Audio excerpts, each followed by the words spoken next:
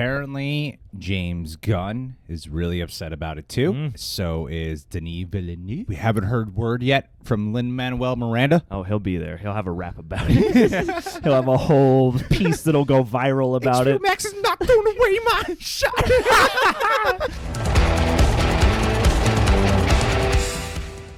Good afternoon, Reject Nation. Thanks for being here. If you follow movie news, I'm sure you've heard Christopher Nolan's pissed off.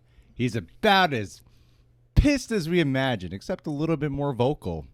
A lot more vocal. Warner Brothers is filing a restraining order against him. He is just so infuriated. We are never going to get that Tenet sequel. He's chained himself to the studio gate. He refuses to leave or to eat anything other than pure celluloid until something is done about this. Oh, man.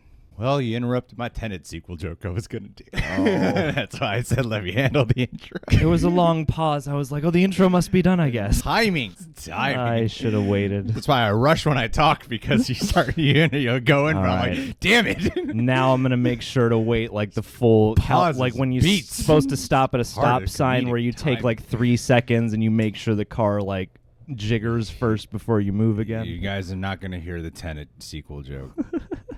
It was okay. It was just that it's the same movie, but everything that was in reverse is now forward, and everything that is forward is now in reverse. But it was all about the delivery and the timing and how you said it. All right, it's done. It's done. We got to move on to better things. Look, there's a lot of news coming out here about HBO Max. Man, remember when HBO Max first launched and how crappy of a service it was? So crappy, and then they get the Snyder Cut, and the Snyder Cut was like, oh my God, HBO Max cares about the fans. And then on the other side, Warner Brothers had the only really good con this year, DC fandom. So Warner Brothers, HBO Max, they were killing it. And then they end the year with, hey, the people of the world.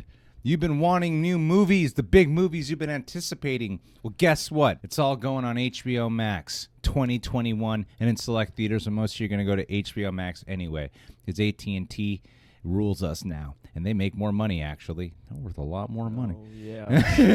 They're at the top of a lot of pyramids, man.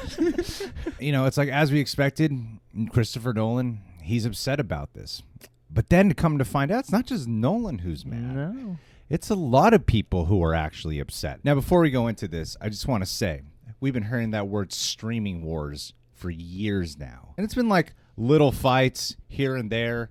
But no one, it's been like Netflix is still king. They're still on top. Even though they're broke, they're still on top. You know, that's been them. You can talk. You don't have to worry about not talking now. I can see what's going on. I'm just making sure I got an in. I'm waiting for the in. I want to like knock you down. All right. But Mind scrubber. there's been some competition here or there. This, to me, we have really entered the streaming wars. This is the war, because it's not just with these rich companies and people fighting with each other now. It's the audience. The audiences, some of these audiences are like, like when HBO Max announces, how hyped were majority of you? Not everyone. I'm talking about majority of you guys. You saw that list of movies and went, oh, a bunch of at least 2 or 3 things I've been looking forward to all year will be on my TV soon. Exactly. We were all really happy. The stocks went up. And then, of course, this put some other streaming services at worry about competition and things like that. And they're all panicking, and HBO Max getting catapulted. Oh, my God, this is huge. This changes everything. Theaters dying. This is the streaming wars. And then now we have filmmakers who are upset. Supposedly, they didn't, we're going to give you guys the nuts and bolts version of everything, all right? Like, we're not going to do a 45-minute breakdown video, because this kind of topic can be that kind of video. I mean, yeah, you can inside baseball this for hours. You really can. Like, there's so much mechanisms here. Apparently, Legendary Pictures, who financed, because, you know, there's like distribution and there's financing, there's all these different areas to doing business in movies. Legendary Pictures financed Godzilla vs. Kong and Dune, and apparently they were not informed about this deal. And apparently Godzilla vs. Kong had a Netflix deal, had a potential Netflix offer for a $250 million buyout for the film, which would have made them their money back, so they wouldn't have anything to worry about. Yeah. So they weren't informed about this deal. And then also, this is actually what surprised me, and this is what Nolan is pissed off about. Before we go into Nolan's quote, I do want to say that this really is not about like what we're talking about now. I'm talking about good working relationships, business, and long-term things that could occur in terms of partnerships and such. Not just how we would prefer to see a movie. Yeah, because 2021 looks cool now on HBO Max, all these movies coming out, but there's long-term repercussions that could happen from this. So we have to read his quote because, honestly, I immediately assumed when I saw Christopher Nolan trending that, here we go, he's mad about the theater experience Theater being is ruined. meant to be seen on the big screen. And this is not about that, and I think he makes some really valid points. I agree with him.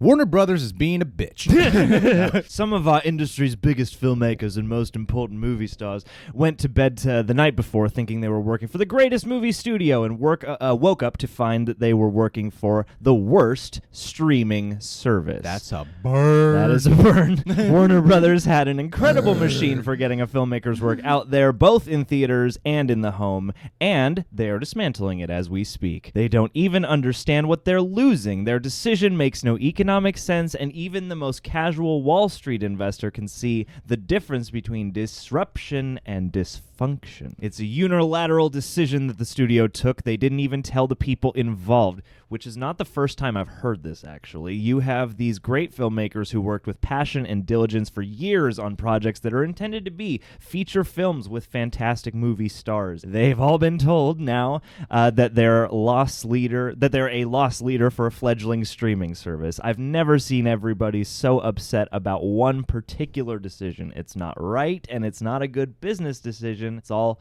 a bit of a bitch move mess. And apparently James Gunn is really upset about it too. So is Denis Villeneuve. We haven't heard word yet from Lin-Manuel Miranda. Oh, he'll be there. He'll have a rap about it. He'll have a whole piece that'll go viral about it. HBO Max is not throwing away my shot.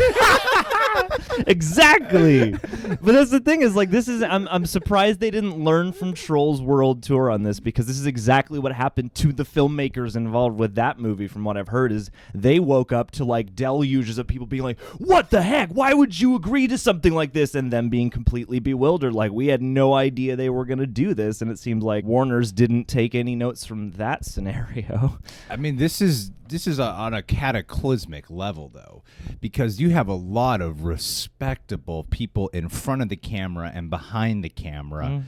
And then, like, your legendary, like, the person who put up the money for your movie. This is a dick move. This is a real dick move. Like I said, of course, people are going to chime in right away and being like, what are you expecting to do right now? Theaters aren't open. I get that. I do. That doesn't disregard the fact that it was completely messed up, that they did not communicate. You have working relationships. Yeah, like with Patty Jenkins and Gal Gadot, they got a buyout. I think it was based on the fact of, okay, let's say this movie made $1 billion. Here's what you would earn after that. And so they got a buyout for that. Nobody else apparently did. They just like, screw you guys.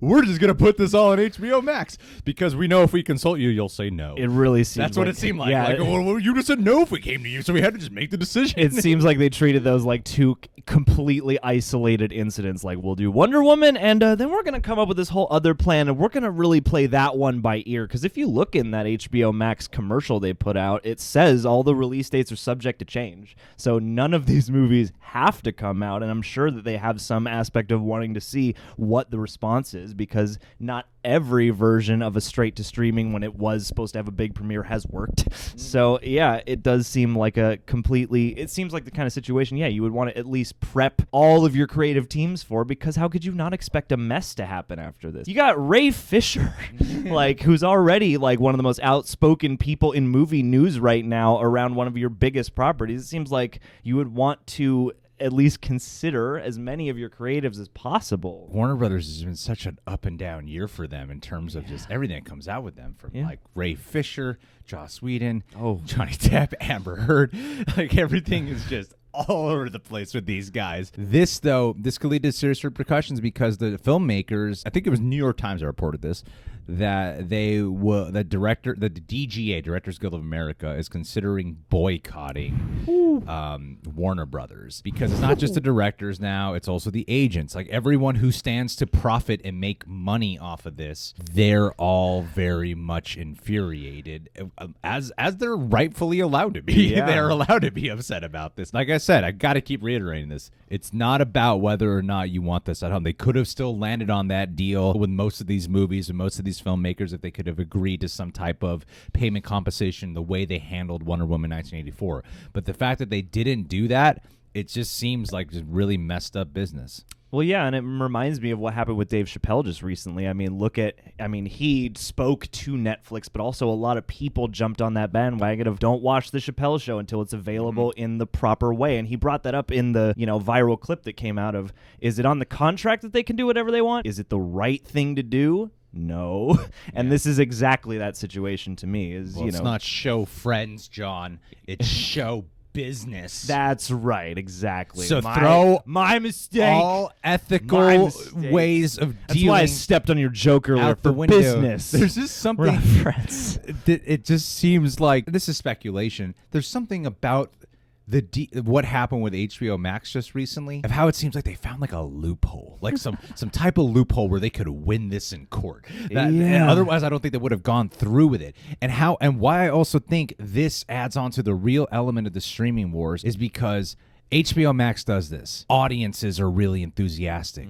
The people who worked on the movies are not enthusiastic about this. Most of the audience doesn't give a shit. Most of the audience is like, well, what are you else like? They're not going to take the time to really understand all of this, and they're not going to really care. Yeah. They're just going to go, well, I got my movies. I want my movies. If they don't want to make the next one, someone else will. Well, screw Christopher Nolan. Why is he being a dick about it? That's where a lot of this is just going to get chalked up to, and that's where the chaos of the business financial side comes into play. Is because HBO Max has won the audience, but they don't. But the thing is, in order to keep that audience coming, you need the filmmakers and the actors involved who want to work with HBO Max and Warner Brothers to keep moving forward. So this is where the conundrum all comes into chaos. So this is a bad situation for them. Well, yeah, and I mean, to me, this is what the streaming wars is really revealing itself to mean. Is it's not which service is going to have the best programming. It's more like, what is this going to do to the relationship between studios, filmmakers, outlets that exhibit or stream these things? Like, it seems like it's causing a ruckus for everyone involved. Yeah. And I feel like that's the true nature of the streaming wars right now, is just how do we, in a time where live exhibition is so tenuous, do this in a way that's ethical and that honors the arrangements we made these films under, because those aren't moot just because this situation calls for new circumstances, All right, guys. Well, where do you stand on the matter? Do you agree with Christopher Nolan? We're going to keep following this news, as I'm sure a lot of people are. Hey, subscribe to Real Rejects. I almost said Christopher Nolan. Click that notification bell. Hit that like button if you enjoyed our video. Last but not least, Adelia Chamberlain. John specifically wanted to shout your fine ass out, so take it away, John. That's right, Adelia. If there's anyone I know, when I think of someone who has a fiery moral compass, who stands for what is right in this world, who has a beautiful way of expressing and engaging with those ideas so as to bring people into them and to create dialogues. No one's ever said so many nice things. It's you, Adelia. It's you. You have a unique ability to bring that passion you have for life and the right living and bringing that to the people. And it inspires us. I know it inspires Greg especially, because he's got a long way to go in that department, if you know what I mean. But not you, Adelia, not you at all. So thank you for the love, for the inspiration, for your continued support, and just keep being you, keep standing for what's the right thing. We love you. Yeah, I love you.